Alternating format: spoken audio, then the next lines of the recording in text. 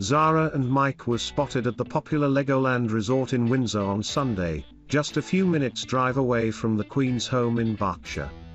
The loved-up pair were among the A-listers attending the launch of the theme park's festive makeover, set to last until January 3rd. Zara and Mike posed in front of a stunning 10-metre-tall Christmas tree built with 364,000 DUPLO bricks. The Olympian cut a casual figure in a pair of blue jeans underneath a khaki coat, a grey knitted hat and a scarf. Her husband also wore a casual outfit, posing in blue jeans, a green jacket and a grey hat. The Tindalls weren't the only members of the royal family at Legoland over the weekend. Zara also posed for a picture with her elder brother Peter Phillips, who has been described in the past by insiders and commentators as the Queen's favourite grandson. Peter and Zara are the children of Princess Anne and her first husband Mark Phillips. Born in 1977, Peter is the Queen's eldest grandson, while Zara is Her Majesty's eldest granddaughter. It isn't known whether the Tindalls and Peter were accompanied to Legoland by their children.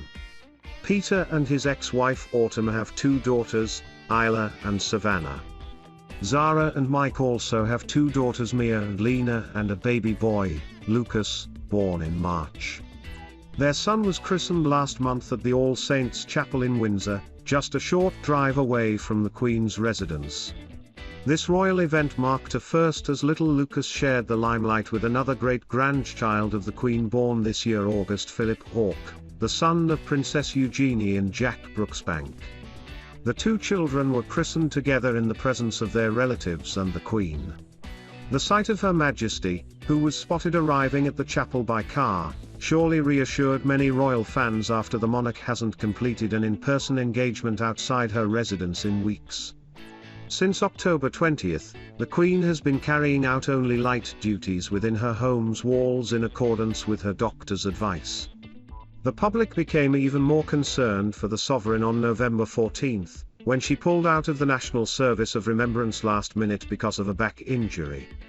However, the Queen showed her resilience by continuing to complete the day-to-day duties of a sovereign, including dealing with the government's red boxes and holding virtual and in-person audiences. According to a source, the monarch has also told her extended family she is looking forward to hosting them at Sandringham over the Christmas holidays, as she has done every year with the exception of 2020 for the past 3 decades. The source told the Mirror, the Queen has told everyone she is feeling far better of late and is very much looking forward to welcoming them for Christmas. Like many other families, this will be the first time Her Majesty can gather with her extended family after being kept apart for so long due to the coronavirus pandemic. The Queen normally hosts her extended family at Sandringham House between Christmas Eve and Boxing Day. On December 24th, the family arrives at her home in Norfolk, open the presents in accordance with the German tradition and have a lavish dinner. On the following morning, the royals head to St Mary Magdalene Church for the Christmas Day service, where they are showered with well wishes by royal fans waiting for them on the premises of the chapel. Middleton shared on her Instagram account for her business, Party Pieces, an image of 2 tomts which she is selling on her website. Under the photo, she wrote, "I'm going to need a few of these cheeky chaps this December, to hide around the house and make my grandchildren laugh. As much as I love immaculate decorations, we can't be too serious at Christmas." She also enjoys putting one in the grandchildren's room so they can decorate it themselves. Ms. Middleton often gives a small glimpse into royal family life, and told Saga magazine earlier this year that she enjoys gardening with her grandchildren. She said, "If I'm doing planting with my grandchildren, I like to have it all laid out at activity stations with their own little trowel and pot so they can get started immediately." Ms. Fiorito and Ms. Bowie said they loved the look into the royal family Christmas and remarked the tomts were not as elevated chic as would be expected. The royal commentators also recalled several other presents the royals have bought one another. According to Finding Freedom, Meghan Markle bought Prince William a spoon with the words "serial killer" on it, which reportedly went down well with the future king. The book also claimed Prince Harry gave the Queen a shower cap with the phrase "Ain't life a be" written on it. It added, another time he gifted his grandmother a big-mouth Billy Bass singing toy that was said to sit proudly in Balmoral, her Scottish retreat, and provide the Queen with great laughs. The podcasters also remembered reports that Kate Middleton had purchased Prince Harry an inflatable doll for the holidays. Royal biographer Christopher Anderson told Us Weekly that Prince Harry felt erased after a picture of him was not included in the Queen's 2019 Christmas speech. He explained, "So there you had, in photographs right next to the Queen, the people that clearly were most important to her. The Cambridges, all of them. Her father, King George VI, and Prince Philip." A friend of Harry TMS told me that he felt that he was being erased in a sense from the family. Mr. Larkham told True Royalties the Royal Beat, "I had quite a long chat with him, Prince Harry, 2 days after his mother TMS inquest. The verdict had come back, it was 6 months, and looked at all the conspiracy theories on why she died, and Harry was absolutely furious. He was so angry with the way he felt he had been silenced by the employees of his father, Clarence House, and issued a statement when it didn't really attack the press that really did upset him. From the beginning, what we have seen around since Meghan arrived in the family, Harry has not been told by his family how he has to have a relationship with the press.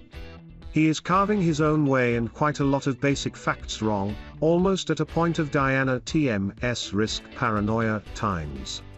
Presenter Kate Thornton replied to Mr. Larkham TMS statements to say, "You say paranoia, Duncan, actually the BBC investigation showed that she was not paranoid, she was fed lies that accelerated in that sense of paranoia. That has been proven to be wrong."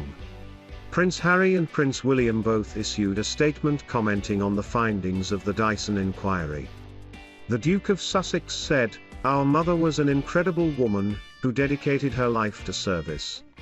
She was resilient, brave, and unquestionably honest. The ripple effect of a culture of exploitation and unethical practices ultimately took her life. To those who have taken some form of accountability, thank you for owning it."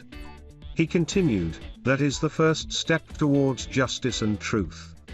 Yet what deeply concerns me is that practices like these and even worse are still widespread today. Then, and now, it's bigger than one outlet, one network, or one publication. Our mother lost her life because of this, and nothing has changed. By protecting her legacy, we protect everyone and uphold the dignity with which she lived her life. Let's remember who she was and what she stood for." Prince Harry lent his voice to co-narrate a video by the People's Vaccine, released to mark World AIDS Day. The clip draws striking parallels between the struggles for access to HIV medicines and COVID-19 vaccines in developing countries. With this video, the People's Vaccine, a movement of health and humanitarian organizations, experts, economists and global leaders, argues the world is witnessing history repeating itself when it comes to barring poorer countries to access to means that could drastically curb a pandemic. The video is narrated by both the Duke of Sussex and UN AIDS Executive Director Winnie Byanyima. It begins with Ms. Byanyima saying, "The world is fighting a killer virus and not for the first time." It then shows footage from the late 1980s and 1990s regarding the worldwide HIV and AIDS crisis. Late Princess Diana appears in the footage while her younger son, Prince Harry, begins to speak.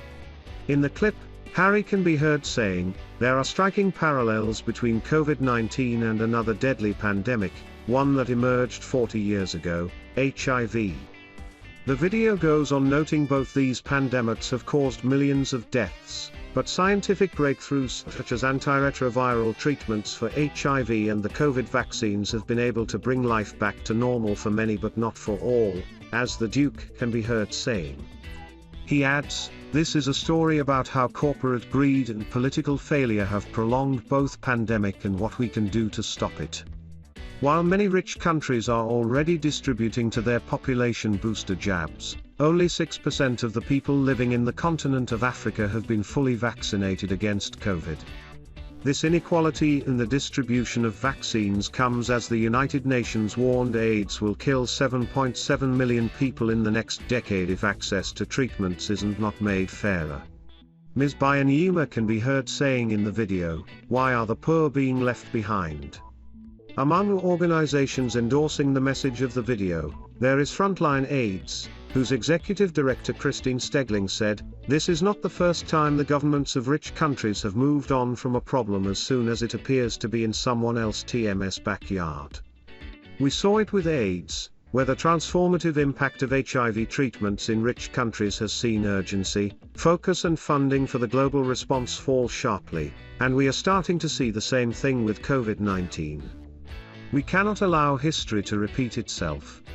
The COVID-19 pandemic is far from over, but high-income, high-vaccination countries are already starting to talk about future pandemics, while turning a blind eye to those that continue to impact poorer regions.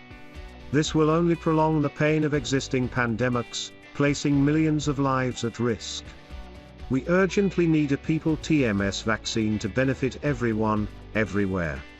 Prince Harry has been championing the cause of vaccine equity for months alongside his wife, Meghan Markle. In May, the couple were campaign chairs of Global Citizens Vax Live, drawing attention on the importance to distribute COVID vaccine across the world to end the pandemic. They have since continued to keep the spotlight on this issue with other public appearances, including a series of visits during their tour of New York in September. But the Duke has also spent years working to improve the lives of people affected by HIV and AIDS. In the mid-2000s, he co-founded Centibale to support the mental and physical well-being of children in Lesotho affected by HIV. With the passing of the years, the charity has opened a branch also in Botswana. The Duke of Sussex followed in his mother's footsteps in not only supporting people affected by HIV, but also breaking the stigma attached to people living with this disease. The late Princess of Wales famously shook hands without wearing gloves and hugged HIV patients during her official visits. At the height of the AIDS epidemic in 1987, Diana opened the UK's first specialist HIV/AIDS unit at London TMS Middlesex Hospital, where she said, "HIV does not make people dangerous to know. You can shake their hands and give them a hug. Heaven knows they need it. What's more, you can share their homes, their workplaces, and their playgrounds and toys." Prince Harry has regularly marked World AIDS Day. Just last year, he said, "On this World AIDS Day, I want to restate my personal commitment to doing all I can to keep chipping away at the stigma, and to be able to say we are the generation that finally ends HIV." Speaking of the Duchess, he added, "I think she's been very disrespectful to the Queen, who's such a great woman, such a great person, a historic person. I think she's very disrespectful to the royal family, and most importantly to the Queen." Speaking about Meghan's campaigning on paid parental leave using her royal title, Mr. Trump also said, "She is trying to do things that I think are very inappropriate.